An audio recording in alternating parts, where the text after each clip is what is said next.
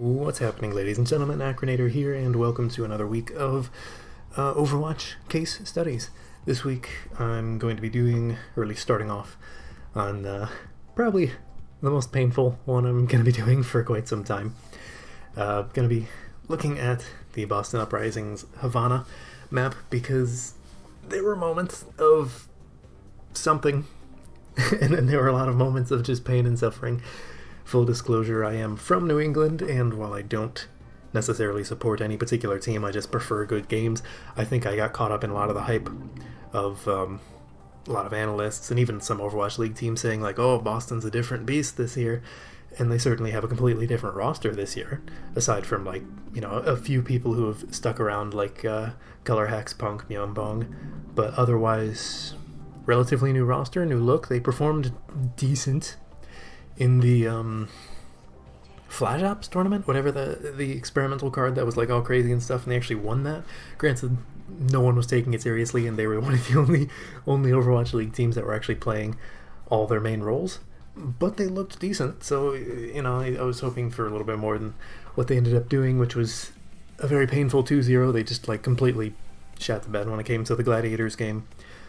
And then for the Dallas game, the first map was not competitive whatsoever, and then the next two maps felt like and looked like they should have been entirely Boston. And that's really what I want to answer for this episode. I'm going to be looking at Havana because Full Sky is just a different level of throw, soft throw. But I want to like take a look more closely and say like, okay, what were they trying to do? Where did they fall apart? It's probably going to be a lot of from what I noticed during the stream, it felt like a lot of win conditions just weren't being met, and they weren't playing to win.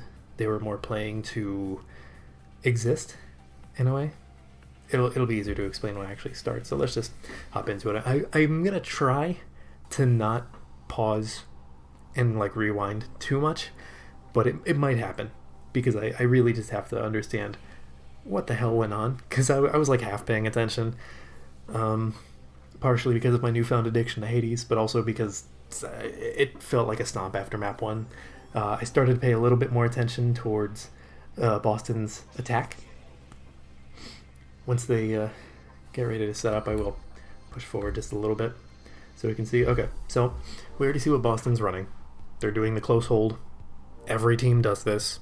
There's no reason not to. You have every possibility to get a good hold here and waste at the very least 30 seconds. Even if, you know, Dallas in this case just steamrolls through them and moves the card, there's no harm in it, because you get another full contest over by the actual end of first point. So there's no risk in it, really.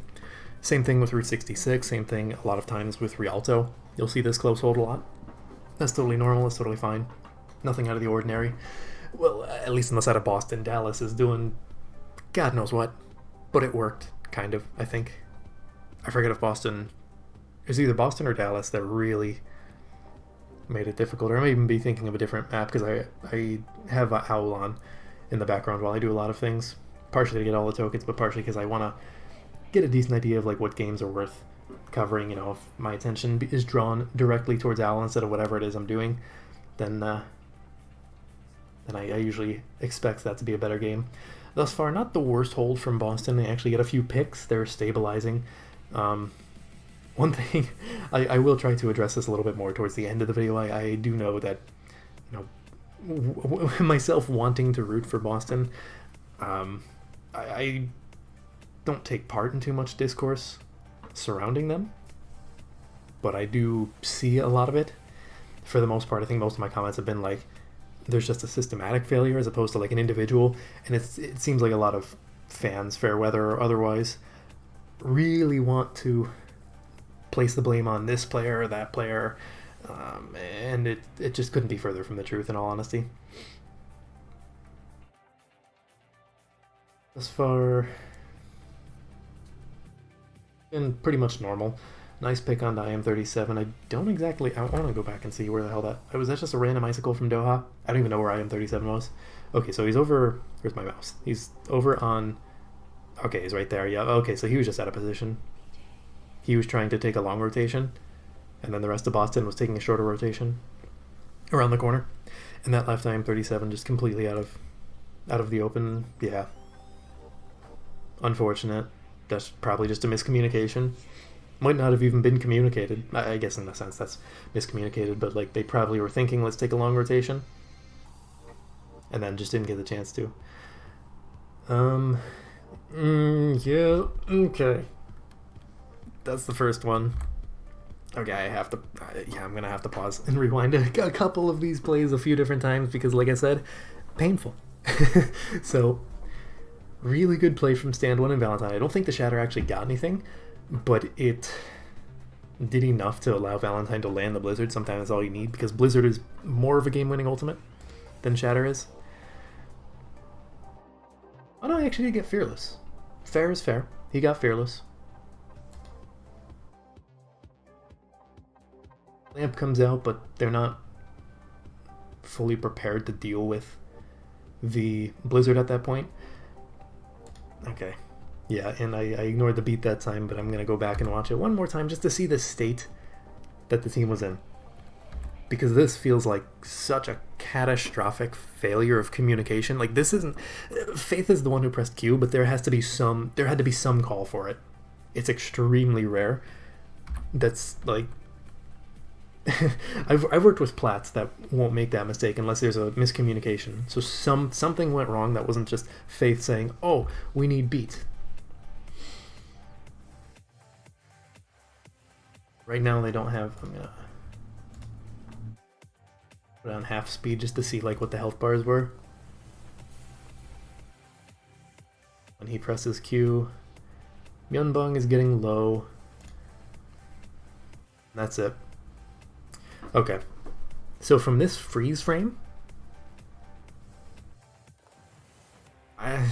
it's not the greatest beat, but from this freeze frame, I can sort of see what Faith was seeing.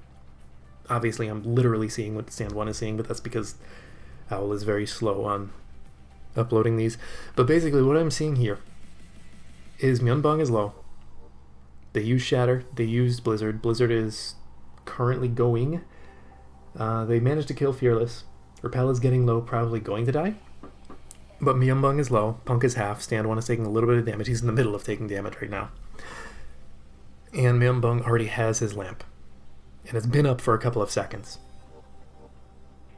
So I think Faith saw this and said, screw this, we're winning this fight.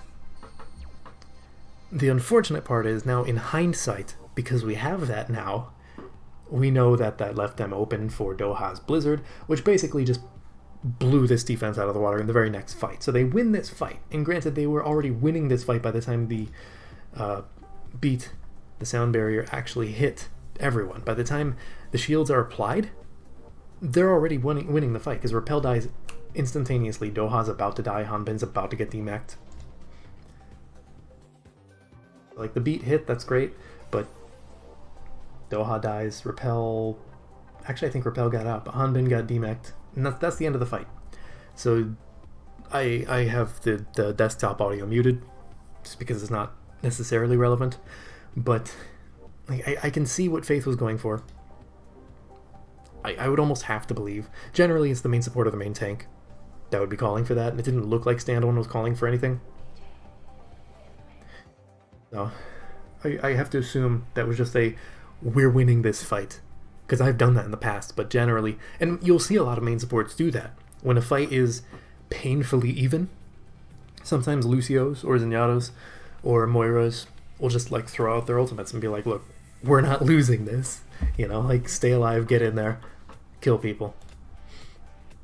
Now, of course, ultimately we know that that was not the best beat, painful, but I can at least have a better perspective. I don't think it was good. Like, I think very much that Faith was like, ah, shit, I want that back now.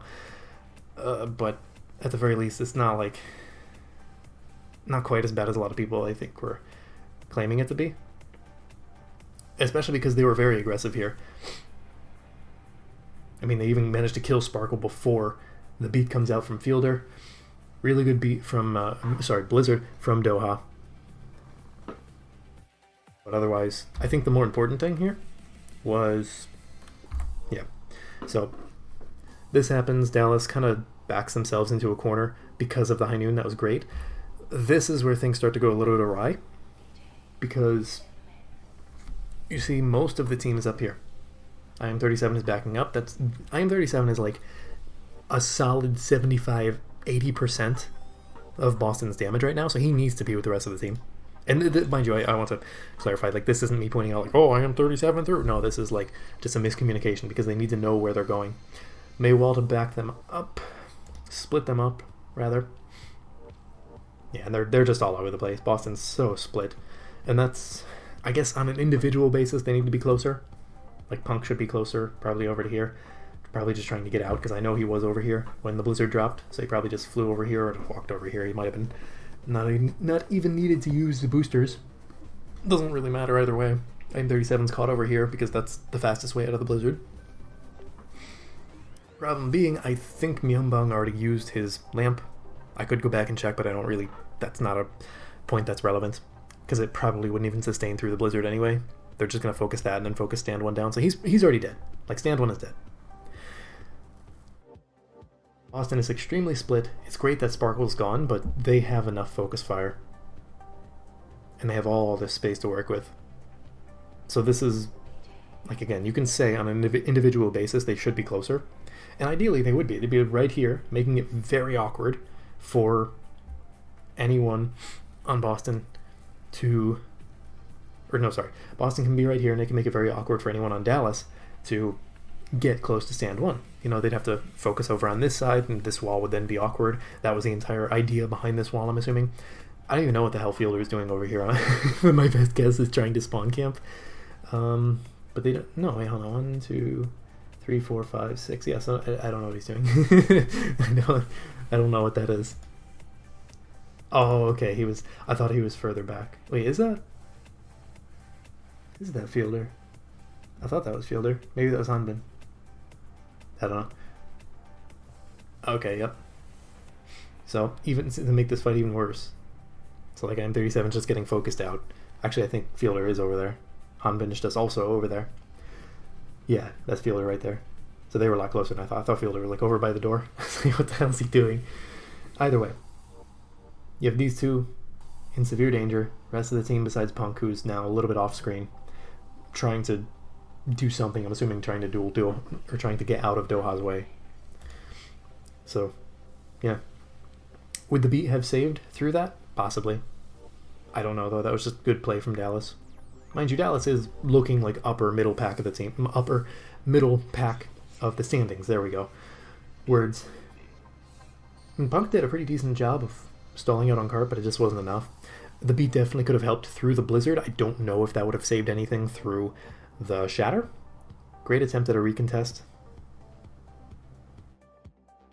Once again, Sparkle's not having a good time. They're just not pumping the resources into him that they need. They actually forced Bomb out of Hanbin. Not terrible. And if I recall, they do a much better job. And like this, because this is map 2, obviously. First map, they just looked terrible. Like Boston didn't even look like a team worth being in the Overwatch League.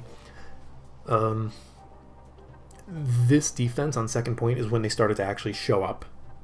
For some reason, it just took them so long to stabilize in the series, let alone in the map. You know, like the first defense had its moments, but there were a lot of mistakes. Obviously, the beat from Faith, the split during the blizzard, all that good stuff. Beautiful wall from Doha. Stand 1's just not having a good time, and I've noticed that Stand 1 dies a lot in these fights, and that can either be one of two things.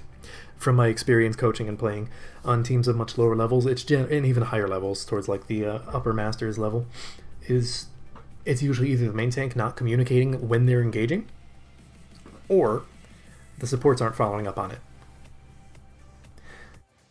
Unfortunately, we don't know. I have to assume it's one of those, probably the first one. And again, that's not necessarily to say that it's all Stand 1's fault, if that were to be the case. But there is a communication issue there that, like, the better teams you'll notice, if you watch, you know, currently like Houston or Philly or Chengdu or who's another top team right now in NA? Mayhem? Yeah, sure, let's say Mayhem. A lot of the times their supports, specifically the main support and the main tank, are very much in sync. and they just kind of instinctively know when the main tank wants to go in. It still should be communicated because everyone on the team needs to take part in helping, but stand 1 is getting melted and just pressured so much. Will probably be a longer recording. Fearless built up another shatter? Jesus. That's impressive. Also, a huge waste of a shatter. They didn't get anything out of that. Then again, to be fair, if he's building them that quickly, then might as well. Again, Boston's rather split, but this is where they start that. This was a beautiful shatter from stand 1. I think he just had enough. And this is, honestly, I think this was also the tipping point where, like, stand 1 started to really step up and did really well from here on out. I say that and then he dies, but the point still stands. Like, from here on out, he looked a lot less focused and just looked good. And Punk, in all honesty, being probably one of the bigger targets of, like, the community and, like, the hardcore, maybe fair weather fans of Boston saying, like, oh, Punk's the problem, just wait till we get the, I forget his name, but the Korean main tank, or Korean off tank. Honestly, Punk's been one of the consistently stronger members of Boston thus far. Like, he's honestly doing pretty decent, even when they're not. He's been getting a lot of values protecting his team, so even when they get this other off tank, aside from the fact that they could then have a full Korean lineup, because possibly I have been wondering, like, if that's a communication issue, and, like, you know, if the rest of the team wants to speak Korean but they can't, or maybe Punk has to learn Korean call-outs. You know, I could totally see it then, but honestly, Punk has not looked bad, despite all the shit that I've seen him get. And no, I'm not going to be like, oh, but this person's doing bad. No, like, honestly, no one on Boston looks individually terrible. And that's a huge upgrade from the last 2 years, where, you know, there have been distinctive weak spots. Even in Season 1, they had distinctive weak spots.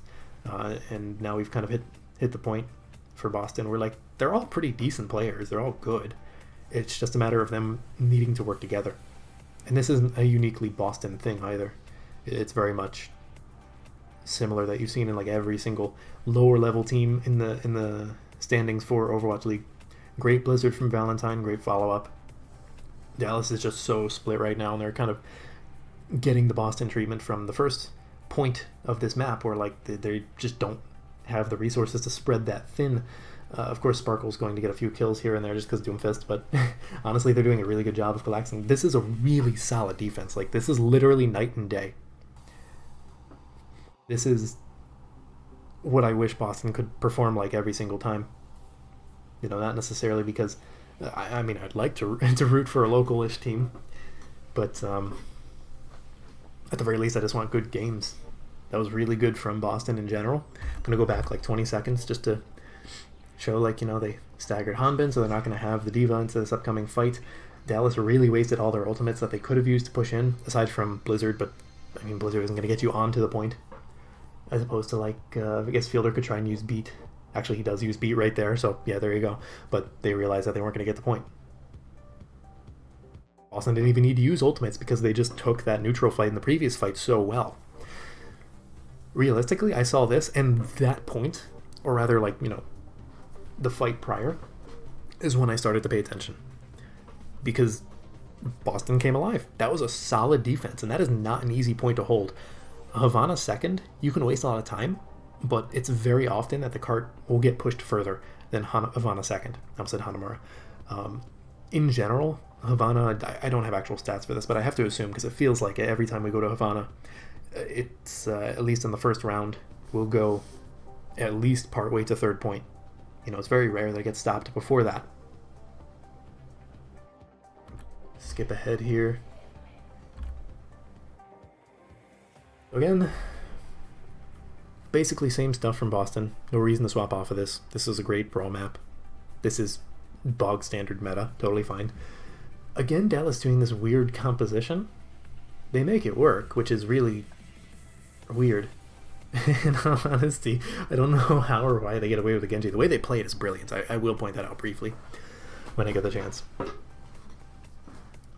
But otherwise, there's no reason as to why Boston wouldn't be able to push in onto this. Honestly, I'm a little bit surprised that Dallas didn't go for, like, a close hold with the brawl, but again, they want to play this, so it works. They stall out actually decently well. I think Boston takes like 2 or 3 fights to actually get there.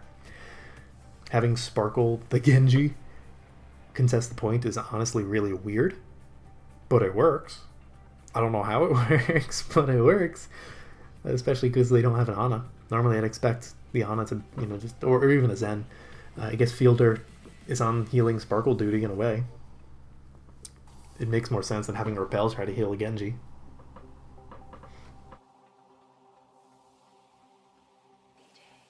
So I do want to just like point out exactly, and the casters pointed out, if you watched the VOD itself, the casters do point out briefly how basically they had Sparkle over here contesting the cart, and he's kind of using the cart for cover as well, because Boston doesn't want to push out, because Doha's up here on Hanzo, and Hanzo's terrifyingly deadly. So Boston has a really awkward route that they kind of have to take. They have to force Dallas off of the high ground, and the way they do it is honestly brilliant. Like, it's a really good rotation, which tells me that like Boston has plans, they're just having trouble finding their win conditions, and I'll be able to talk about that a little bit more once we get to the second point attack on Havana, where like they just start to crumble apart. And in all honesty, if they can fix that, they can easily climb their way up to like, from best of the bad teams to possibly mid-table. I don't want to put my hopes too high, but realistically they have a ton of skill. I mean, they've been that's just a really unlucky shot, or a really nice shot from Doha in his perspective, but from Boston's perspective that's just unlucky. I remember watching that and being like, what the hell, what hit him? I have to look at the kill feed to actually see it. But I mean, they did their job. They forced Dallas off of the high ground, and that makes it a lot easier to push in onto these bunkers.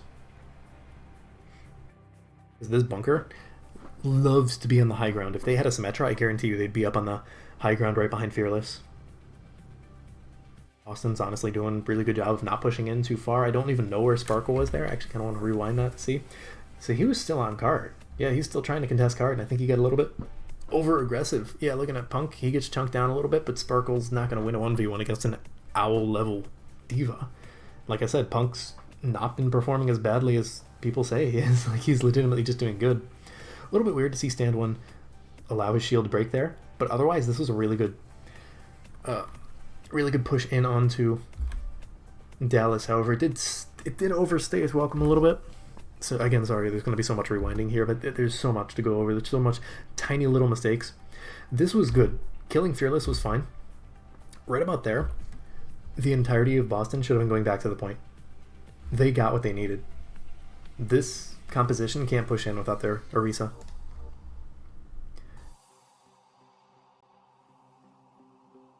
It's mostly IM37 and Valentine that kind of get caught out. I don't know where Myeonbong was.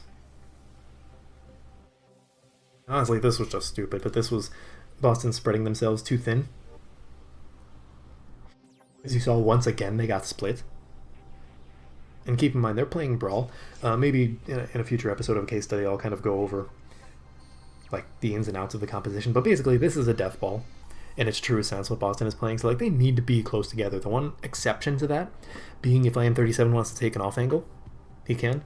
And if Myeonbong wants to take a little bit further back of a stance. Granted, it's going to be a little bit difficult to do that in this case, just because Doha's doing his thing on Hanzo, making it very difficult to exist outside of the death ball. This was just really good capitalization. They said, okay, screw it.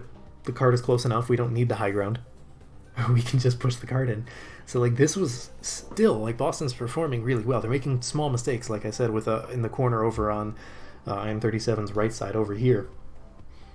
But for the most part, they're not doing terrible.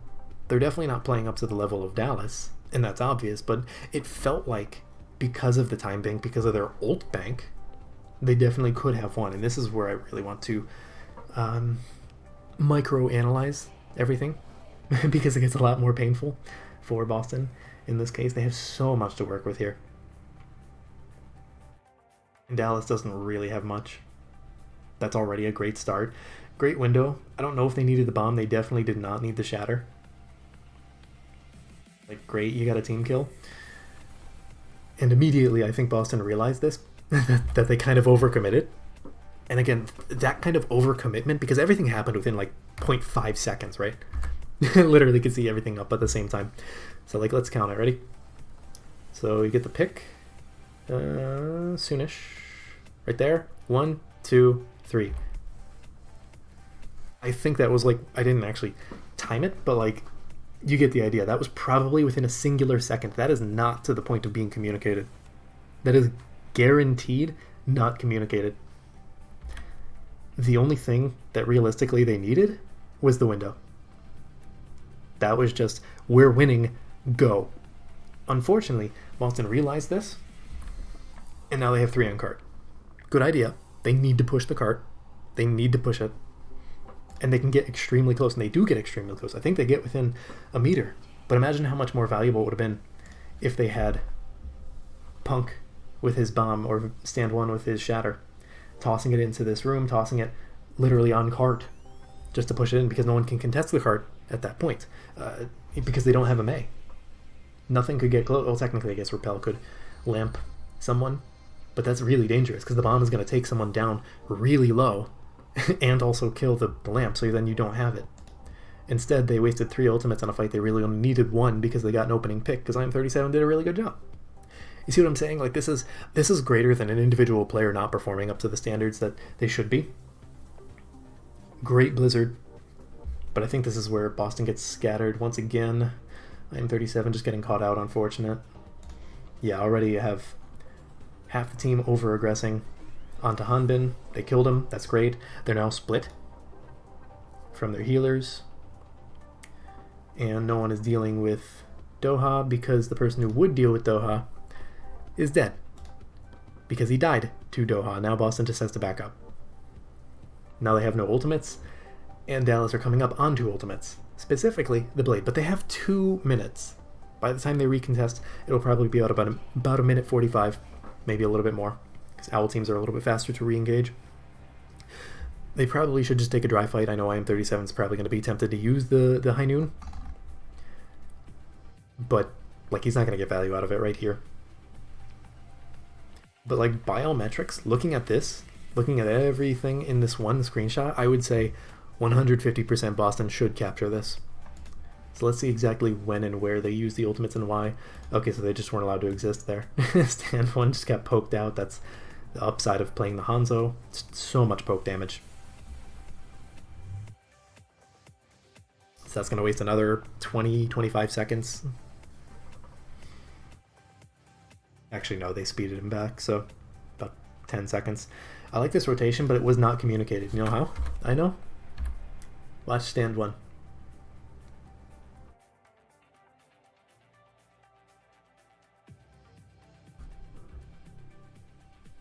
That's how I know it wasn't communicated. This was spur of the moment. He doesn't need to be this far. If he was shielding this doorway, he would have been further back. He would have been putting the corner of his shield towards here and being further back, so that he can just back straight into the doorway once everyone's rotated. You can watch him through the walls. He's going up the stairs and then jumps down, because they're like, oh no, go this way, go this way, go this way. Problem being, they should have been tracking that Doha's coming up on a dragon, and Hanbin's coming up on a flux, and Sparkle has this. All 3 of these ultimates can fuck them royally, because they're going to this tiny little room. If they were playing meta and did not have Blizzard, this would actually be a pretty decent rotation. Because Blizzard, in this composition that Boston is playing, if they were mirror matching, which we know Dallas doesn't like to do because they don't have a hit scan at the moment. Like, if they were playing mirror matchup and they knew that Dallas did not have a Blizzard, this would be a pretty good rotation, because it forces Dallas into an awkward position where they don't have anything to punish that much of a choke, outside of, just shooting into a choke. But because of the composition they're playing into, Boston is, Dallas has a lot of opportunities to punish this. Like I just said, those 3 ultimates that they have. I think they just use the Flux and the Blade, if I recall. I don't think Doha even wastes... No, actually, they don't use the Blade. Yeah, because Sparkle does that. It was a decent idea to High Noon. I don't know why M37 pulled the trigger. Because he had to have seen that Sparkle was deflecting, so that was just a weird individual thing from M37, but good idea. I mean, high nooning in a flux is pretty standard, but unfortunately they're playing into an extremely non-standard composition.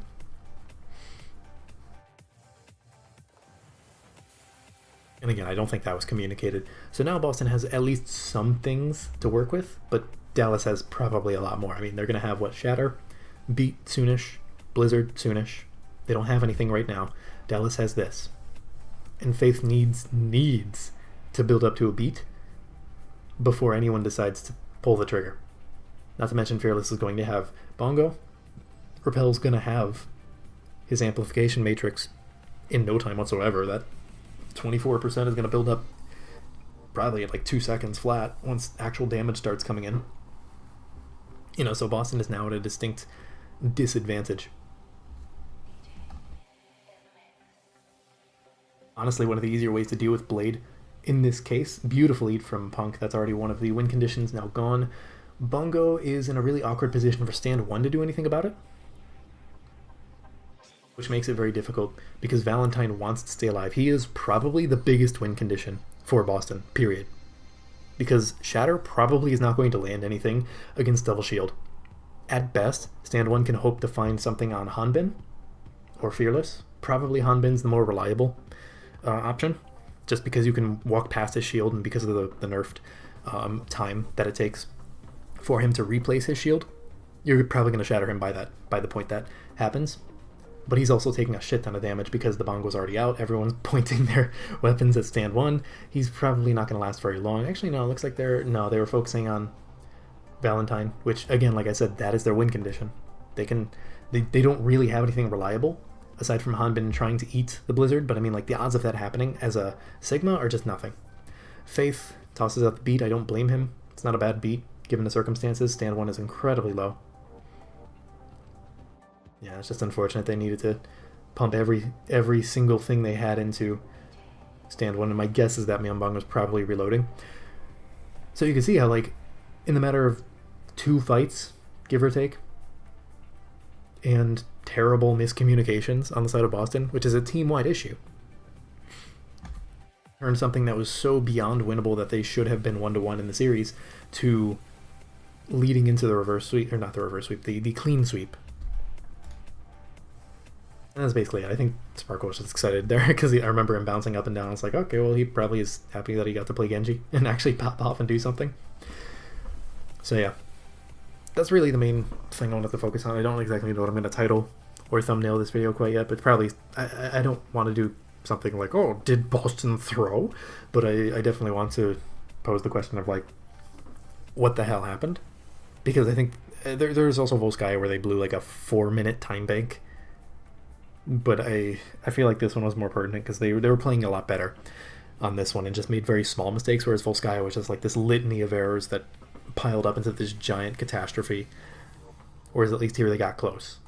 And it was just like genuine miscommunication, and that's why I think that Boston probably is at the top of the bad teams.